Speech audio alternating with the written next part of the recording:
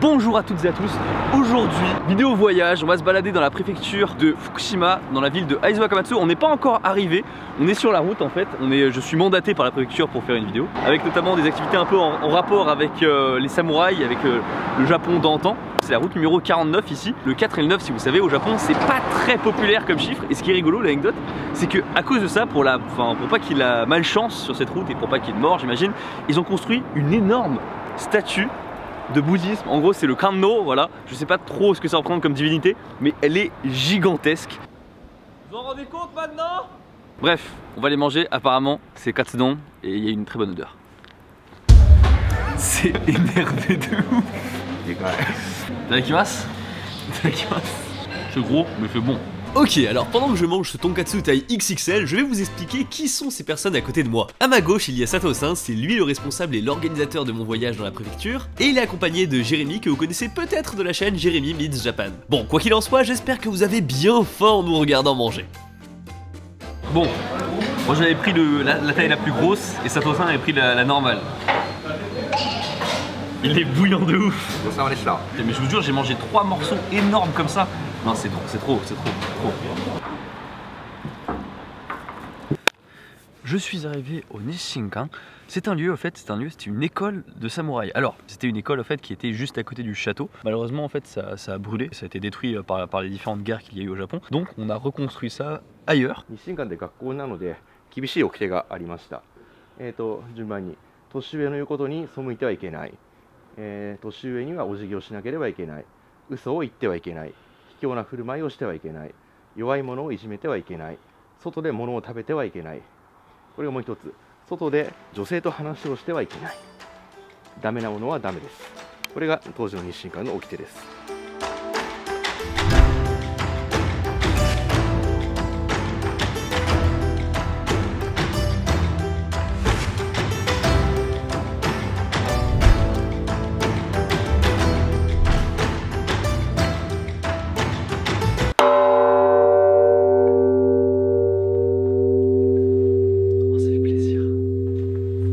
Les règles que vous revoyez derrière moi, en fait, c'était des règles qui étaient vraiment rabâchées pour les enfants qui venaient ici, même avant l'âge de 10 ans, c'est-à-dire que dès l'âge de 6 ans, on leur rabâchait ces règles-là parce que en fait, c'était vraiment la base de toute chose pour eux. Aujourd'hui, elles sont pas toutes applicables parce que par exemple, celui sur les femmes, c'est un peu compliqué, mais ce que je veux dire, c'est qu'ils pensaient pas que tu puisses... ça ne servait à rien d'apprendre les mathématiques, l'astrologie, comment se tenir en société, si tu n'avais pas ces bases-là. En fait, depuis tout à l'heure, on nous explique vraiment tous les enseignements qu'on pouvait avoir dans l'école en tant qu'apprenti samouraï.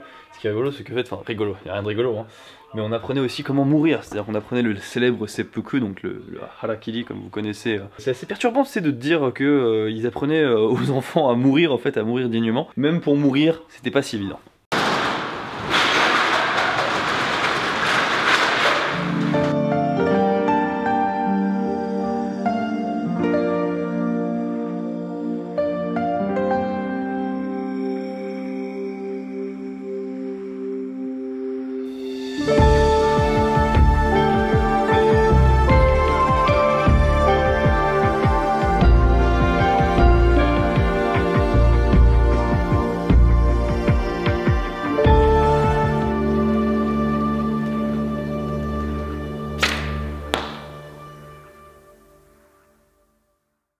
お名前を教えてもらえますか。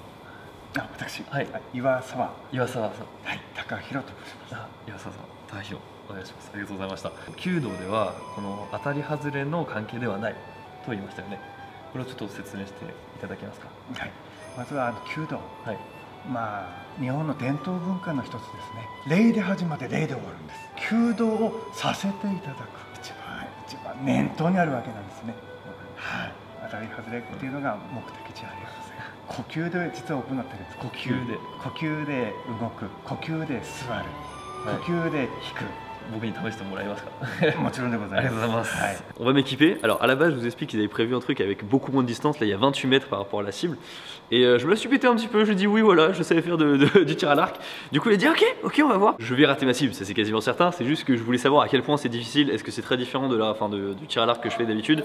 Donc voilà, on va voir un peu la différence. Si j'ai bien compris quelque chose, c'est que dans le kyudo, contrairement au tir à l'arc, on n'est pas pressé.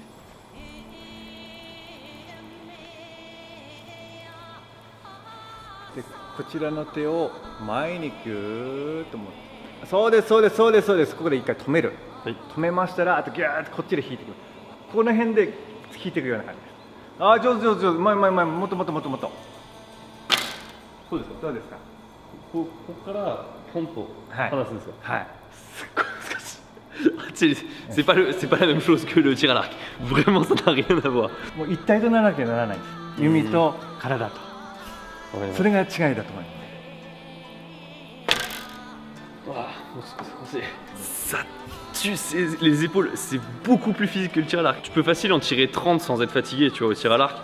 Là, je vous jure, j'en ai tiré 2. Je peux encore en faire, mais vraiment, ça, c'est pas la même difficulté du tout en termes de résistance. まずは楽しむことですね。楽しむことね。Il va m'expliquer pourquoi toutes mes flèches partent vers la droite. Attends, il y a une explication. こっちよりこっちの方が広いわけです。 Ah, soka, c'est tout bête. Genre vraiment l'explication c'est la plus bête possible, mais c'est juste parce que juste la simple épaisseur de l'arc fait que je tiens ma flèche trop vers la droite. Et quand je tire ce que je crois être le milieu, et effectivement c'est le bon milieu, du coup ma flèche part quand même vers la droite. Donc faut toujours viser un peu vers la gauche pour pouvoir centrer au centre, enfin pour pouvoir viser au centre. Putain, il y a trop d'infos, je kiffe de ouf.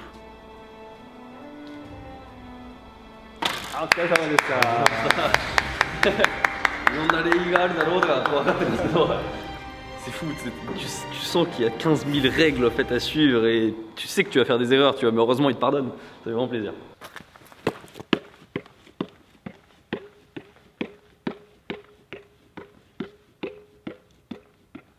Nous sommes déjà le soir, le soleil se couche tôt au Japon forcément, et on va aller manger, attention, à Kuranomise, qui a pour spécialité, attention, de la viande de cheval. Et à ce qui paraît, les samouraïs dans l'ancien temps, ils mangeaient pas mal de viande de cheval, donc du coup on continue un peu cette excursion sur les samouraïs. Donc de ce qu'on m'a expliqué en fait, c'est que effectivement les samouraïs mangeaient de la viande de cheval. Pourquoi? C'est parce qu'en fait on servait de la viande de cheval, en fait la partie la plus, on va dire, solide du cheval, on la servait blessé en fait dans les batailles. Donc du coup pour qu'il gagne de l'énergie, tu vois. Et du coup depuis c'est devenu un peu pas une tradition, mais c'est devenu un peu une coutume que les samouraïs mangent de la viande de cheval. Elle vient pas de nulle part cette tradition. En fait c'était juste parce qu'à l'époque il n'y avait pas d'autre viande en fait. Je veux dire, ils crevaient la dalle ici. C'est pas par plaisir qu'il y a un mec qui est arrivé en mode en voyant un cheval et s'est dit hey, si je le bouffais, tu vois. C'est plus par nécessité qu'ils ont été amenés à manger de la viande de cheval et ça s'est progressivement transformé en coutume. Et à la base, cette viande de cheval elle est servie toujours grillée. Cependant, il y a 50 ans, le monsieur en fait, qui est en face de moi vient de me l'expliquer, il y a un célèbre catcheur, Ikido-san, il voit la viande et dit ne la grille pas, je la mange comme ça. Il l'a mangée crue et c'était super bon. Et donc du coup depuis, on a commencé à la servir sous forme de sashimi et donc du coup de sushi sous la viande crue.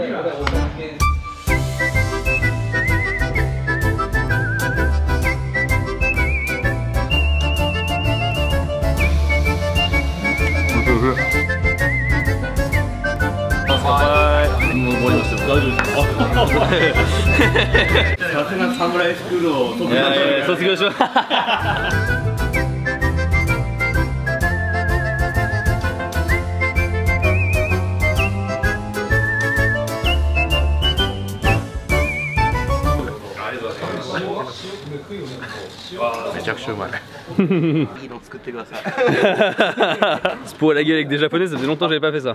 La suite du programme c'est qu'on va aller dans un bar, et pas n'importe quel bar. もともとしてるのはみんなチンチンと言ってます。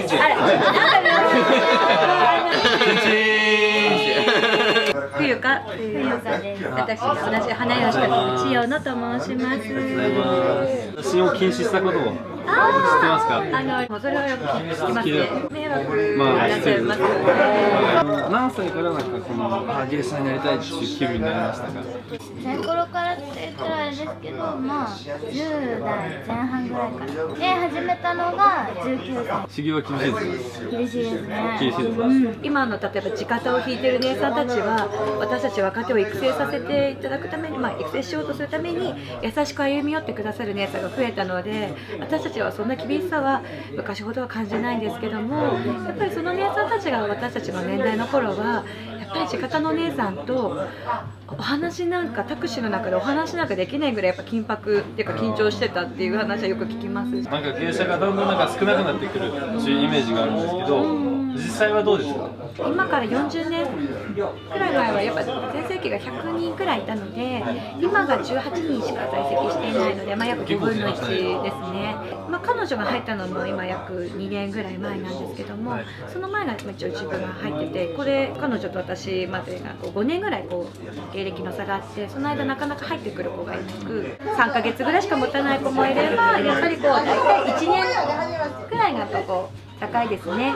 Vous l'aurez compris, j'ai profité d'être dans ce cadre exceptionnel pour faire une petite interview improvisée concernant les geishas au Japon. Globalement, ce qu'il en ressort, c'est que c'est un métier qui n'intéresse plus beaucoup, pourtant je ne pense pas qu'elle soit vouée à disparaître, au contraire. Ce qui est rare devient convoité et donc plus cher, alors il y aura plus de formation. C'est vrai que pour avoir déjà expérimenté une fois une soirée privée avec des geishas lorsque j'étais petit, on m'a bien fait comprendre que c'était extrêmement cher. Bien sûr, il y a aussi le sujet des hôtesses, mais je trouve le parallèle très représentatif de la société d'aujourd'hui. À l'époque, on recherchait quelque chose de plus raffiné avec une maîtrise d'un certain art, tandis qu'aujourd'hui on se contente d'une compagnie un peu facile où soi-disant il n'y a pas de service sexuel.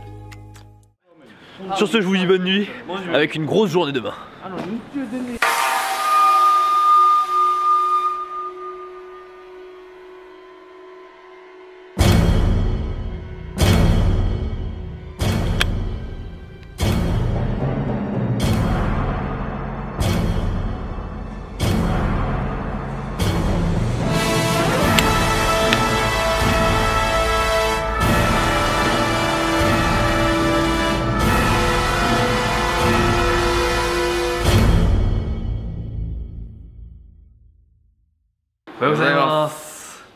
Bonjour, aujourd'hui là nous sommes dans le Tsurugajo, c'est le château en fait de la région. Il y a une histoire assez lourde que justement Sato-san va nous raconter.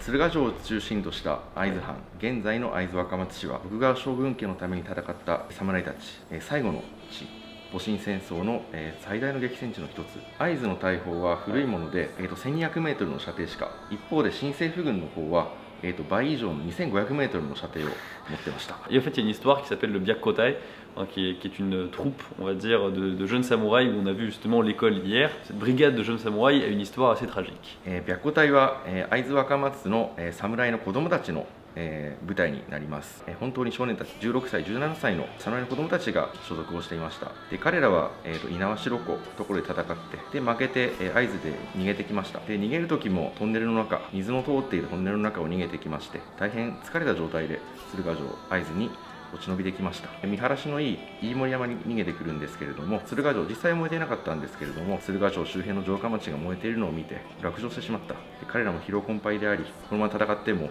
敵に囚われてということで、彼らは日清館で習った作法にのっとって切腹を、自殺をしました。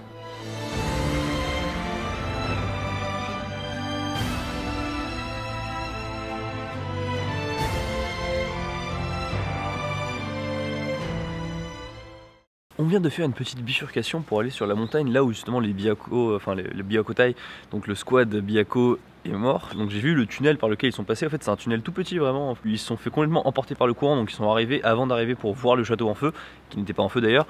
Et ben ils étaient complètement épuisés. C'est pour ça d'ailleurs qu'ils se sont donné la mort. Donc voilà, c'est là où il y a les tombes en fait du Byakutai. C'est les squads, forcément les squads qui a eu le destin très sinistre. Il y a quand même eu une personne qui a pu survivre et qui a pu raconter cette histoire.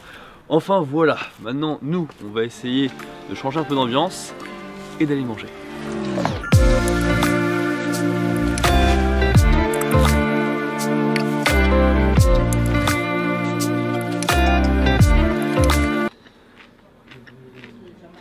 Canard artichaut, c'est tout ce que j'ai à dire.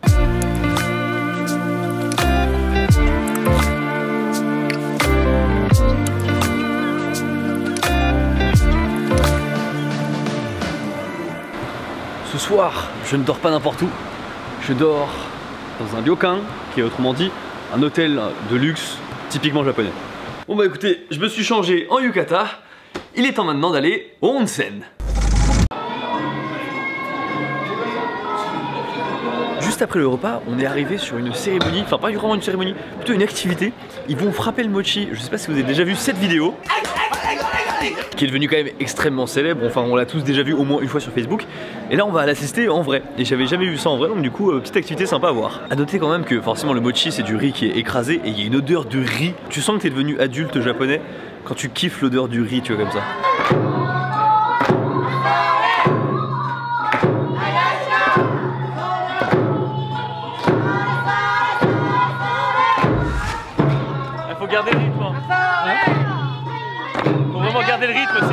Boniment.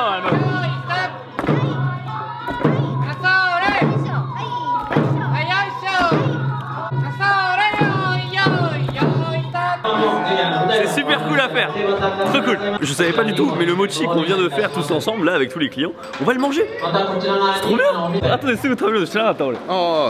超いいじゃん。きなこ餅は、大豆の粉を使ったお餅です。砂糖がまぶしてあるので大変甘くて美味しいお餅です。C'est encore chaud, 熱い。ちょっと塩が入ってて甘いところもあるし、不思議。C'est trop bon. Bah écoutez, cette activité elle était trop bien, c'est-à-dire que je pensais pas du tout faire le mochi moi-même pour pouvoir taper et tout, et ensuite en plus le manger avec le kinako c'était super bon. Donc voilà, superbe expérience pour moi, j'en avais jamais fait du tout, et maintenant on le sait.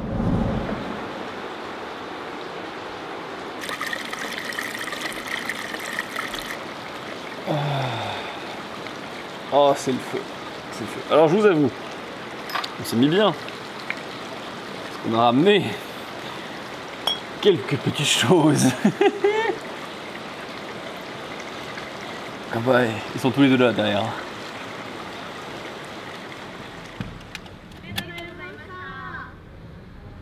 Bon, la dernière journée, elle était un peu fouillie, j'ai décoré des bougies en apprenant leur utilité primordiale dans l'ancien temps. J'ai mangé un burger, une pâtisserie locale assez fascinante. J'ai aussi visité des lieux chargés d'histoire, mais je vous ai gardé la visite d'une fabrique de saké. はい、じゃあこちらの方からご案内いたします。こちらにどうぞ。10月から3月までの間、お酒作りをしております。基本的に寒い時期に作った方が美味しいと。酒米は100種類以上種類があります。その使うお米によってお酒の味や香りといった特徴もやっぱりそれぞれ違います。Ce riz là en fait ils vont le limer, je sais pas si on peut dire ça comme ça, pour obtenir en fait uniquement le cœur du riz. Et plus au fait on lime le riz pour obtenir vraiment que son cœur, et plus le saké sera bon. Parce qu'en fait la partie extérieure en fait du riz contient en fait des choses qu'on n'a pas envie d'avoir pour la fabrication du saké. Et là c'est quand il est limé. Et vous voyez que c'est quand même beaucoup plus rond. Comme vous pouvez le voir, il nous a décrit un peu toutes les étapes pour la fermentation et la production du saké. Je ne vais pas tout vous redétailler parce que ce serait extrêmement long, mais si vous êtes curieux, allez voir le documentaire de Haim Rodolphe sur le saké, c'était excellent. 時に僕が作った自分が一番いいと思ってるお酒飲んでほしいなっていう夢があったんですけど、今年叶いました。Sur ce, bah écoutez, merci beaucoup d'avoir regardé cette vidéo. N'hésitez vraiment pas à lâcher un pouce bleu sur cette vidéo, ça me fait vraiment plaisir sur ce genre de format. Et puis je vous dis à la prochaine. Tchuss.